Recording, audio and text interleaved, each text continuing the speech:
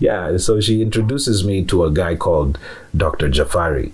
And I've told this story about Dr. Jafari before, but he turned out to be a witch doctor who operates in Mombasa.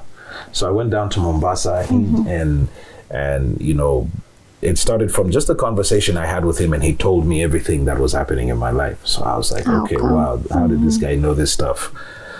But I figured, okay, maybe the lady told him. So, you know, I had still not fully, you know, believed in this guy. I go down to Mombasa to meet with him. He picks me up, takes me to the hotel. I drop my things, and then we proceed to his office. His office is, what can we call it?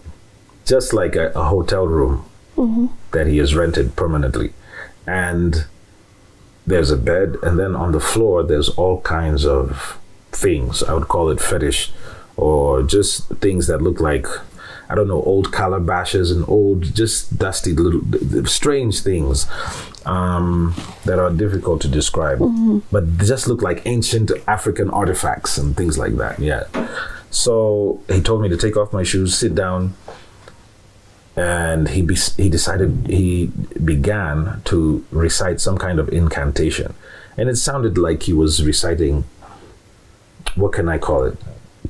Like, it sounded like some of these words that a lot of Muslims use, like, yeah, like Bismillah, Allah, blah, blah, blah, blah, blah, things like that. And after he recited these things, out of like one of the calabash, you know, like a calabash is it's just like a bowl with a top on it and a bottleneck and with African drawings on it and things like that. And it's kind of dusty and it looks very old. So there were many of them.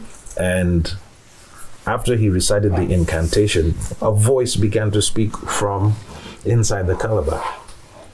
So I was like, really, because like, were you alone with him or with the lady as well? It was just me and him. So, and I knew that there's no way that voice can be coming from anywhere else. It's not like I'm being punked or something. Like, I knew this voice is definitely coming from inside of this calabash. And that voice was talking, and it was telling him things.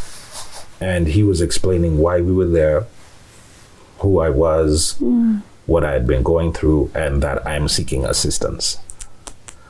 So that thing had a high-pitched voice, and it was laughing, and it sounded very sarcastic, to be honest. And it was speaking a very ancient Swahili.